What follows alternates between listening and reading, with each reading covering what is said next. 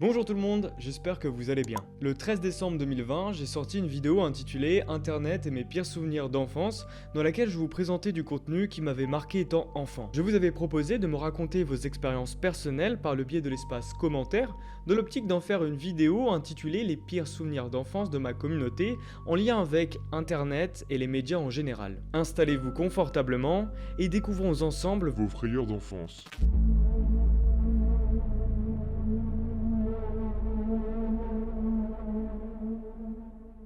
Thriller aura effrayé beaucoup d'enfants. La métamorphose de Michael Jackson en loup-garou, la horde de zombies, ou encore ce dernier plan où le roi de la pop se tourne vers la caméra et sourit en nous montrant ses yeux jaunes de loup-garou auront contribué à rendre ce clip mythique et terrifiant. La vidéo est un véritable court-métrage d'environ 14 minutes, dont la production aura coûté 900 000 $. Le clip a été réalisé par John Landis, qui a notamment travaillé sur les Blues Brothers et un autre film qui va nous intéresser ici, An American Werewolf in London. Pour résumer grossièrement, ce dernier parle des méfaits d'un loup-garou apparu dans les rues de Londres. On raconte qu'après la sortie de ce film, John Landis aurait reçu un appel de Michael Jackson lui demandant s'il était possible de devenir un monstre. En effet, Michael voulait utiliser dans Thriller le même genre de maquillage de transformation que ceux utilisés dans le film de Landis. Le réalisateur et le maquilleur Rick Baker vont lui proposer des modèles tirés de livres de cinéma remplis de photographies de monstres, mais MJ n'arrivera pas à se décider car la plupart des clichés seraient trop effrayants. Landis va finalement suggérer au roi de la pop de se transformer en un loup-garou similaire à celui qu'on peut voir dans I Was a Teenage Werewolf en 1957.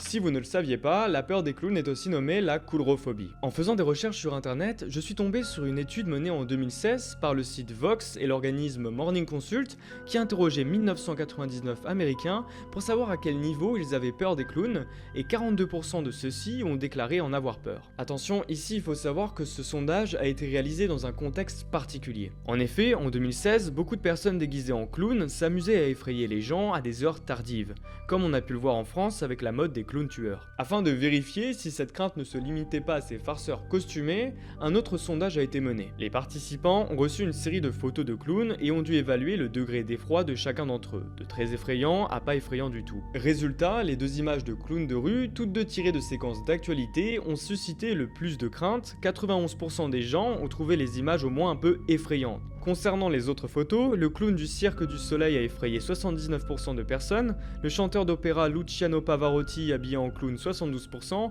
et Bozo le clown 48%. Ronald McDonald a été la seule exception, seul un tiers des personnes ont jugé la mascotte du fast-food effrayante et seulement 8% l'ont qualifiée de très effrayante.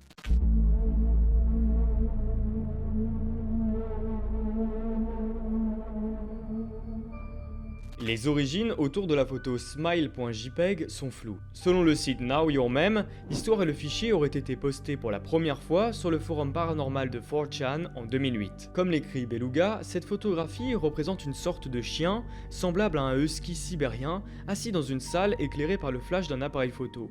On remarque une main humaine sortant des ténèbres sur la gauche de l'image. La main est vide, mais souvent décrite comme pointant du doigt le chien ou celui qui regarde le cliché. Comme vous pouvez le remarquer, le détail le plus troublant sur cette photographie est le large sourire du husky, un sourire très humain. Jusque là vous allez me dire, ça va, c'est juste un chien qui a été retouché, rien de bien spécial, mais attendez, voici le contexte associé à ce cliché. Lorsque la photo est vue par un individu, sur internet ou dans un mail, la victime est en proie à des cauchemars traumatisants. Ses rêves sont toujours ceux du chien souriant présent sur le fichier smile.jpg. Dans ses rêves, la victime demande généralement pourquoi ce chien est là, qu'est-ce qu'il veut, ce à quoi il répond, faites passer le mot.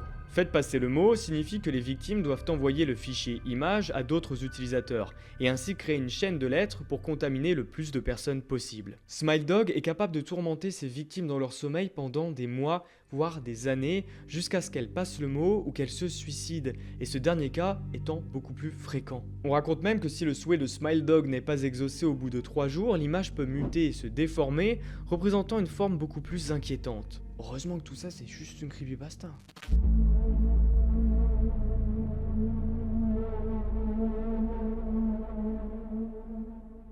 Ici, on sort un peu du contexte de l'enfance parce qu'Abigail nous parle d'un souvenir d'étudiante. Rotten.com est un site internet qui a vu le jour en 1996 et qui recensait des photographies choquantes. Les conséquences d'accidents de voiture, de suicides, d'attaques terroristes, des représentations de maladies et de malformations, mais aussi de la pornographie. L'esthétique du site était très simple, on y retrouvait une succession de liens bleus avec de courtes descriptions très sombres. Les images derrière ces liens étaient proposées par les utilisateurs de la plateforme et le contenu présenté était bien souvent réel. Pour vous montrer un exemple qui n'est pas violent mais qui reste très tragique, après les attentats du 11 septembre 2001, des clichés montrant des personnes chutant le long du World Trade Center ont circulé sur internet et Rotten fait partie des premiers sites web à publier ce genre d'images. Il y a une question que je me suis toujours posée concernant ces sites gore ou trash, c'est pourquoi ce contenu est facilement accessible et pourquoi il n'est pas supprimé. Dans le cas de Rotten, ils ont eu des gros problèmes en 2005 avec notamment une loi qui prévoit que tout site internet contenant des photographies sexuellement explicites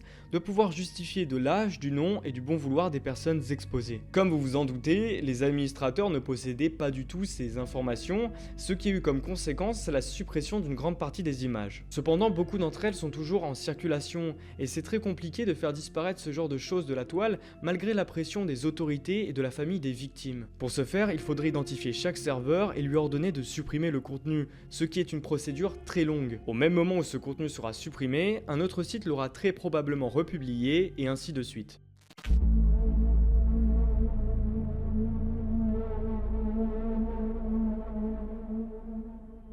Sonic.exe est une creepypasta très connue qui a vu le jour en 2011 lorsqu'un internaute du nom de JC The Hyena raconte sur Creepypasta Wiki que son ami lui a envoyé par courrier un jeu Sonic qui n'a rien à voir avec la version Sega. Bien entendu, le jeu était accompagné d'un avertissement qui lui préconisait de ne pas y jouer. Pensant que son ami lui faisait une blague, notre internaute va le lancer et y découvrir un univers macabre composé de 3 niveaux dans lesquels Tails, Knuckles et le docteur Robotnik sont chacun pourchassés et tués par une version démoniaque de Sonic. Tout est très sombre, le Sega 1991 est remplacé par Sega 666, les yeux de Sonic entièrement noirs avec de petites lumières rouges vives fixent le joueur, son sourire est étiré, la musique Caverns of Winter présente dans le jeu Earthbound est réutilisée pour être mise au ralenti et jouée à l'envers. Bref, tout est fait pour effrayer, je raccourcis volontairement l'histoire, si vous voulez la découvrir, un lien est disponible dans la description. Évidemment, ce récit va devenir mondialement connu et en 2012, un utilisateur du nom de Mist Grimson va publier un jeu reprenant l'univers de la creepypasta.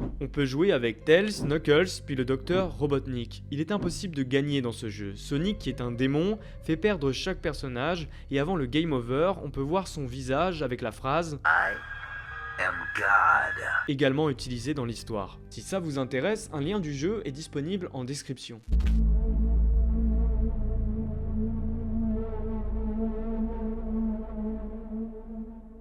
Pour conclure cette vidéo, voici une petite liste de films qui ont été cités en commentaire et qui ont terrifié certains d'entre vous. Jean-Pierre Fauvet en a proposé 3, avec en premier Amityville, la maison du diable, qui a été inspiré de la célèbre affaire du 112 Océan Avenue. Pour faire bref, après l'assassinat de la famille Defeo par le fils aîné, la maison où a eu lieu le crime est mise en vente et la famille Lutz l'achète. S'ensuit une série de phénomènes paranormaux. Je vous invite à aller voir le film et je vous renvoie vers la vidéo d'Occulture qui parle en détail du cas Amityville. Ensuite, Jean-Pierre a proposé La Maison du Diable. On y retrouve le docteur Mark Way, qui est un spécialiste des phénomènes paranormaux. Accompagné d'un groupe de personnes, il se rend dans un manoir hanté pour mener ses expériences sur les esprits du lieu. Pour finir avec sa sélection, on a le film Le Triangle du Diable, qui raconte l'histoire de 2 sauveteurs qui viennent en aide à un voilier en difficulté. Une fois à bord, ils vont découvrir des cadavres et une seule survivante. Les coordonnées semblent indiquer qu'ils se trouvent au centre d'un endroit mystérieux surnommé le Triangle du Diable. Vous avez aussi cité Chucky, le film sur la poupée possédée par l'esprit d'un tueur en série, ou encore ça, l'adaptation cinématographique du roman de Stephen King. Bref, merci d'avoir participé.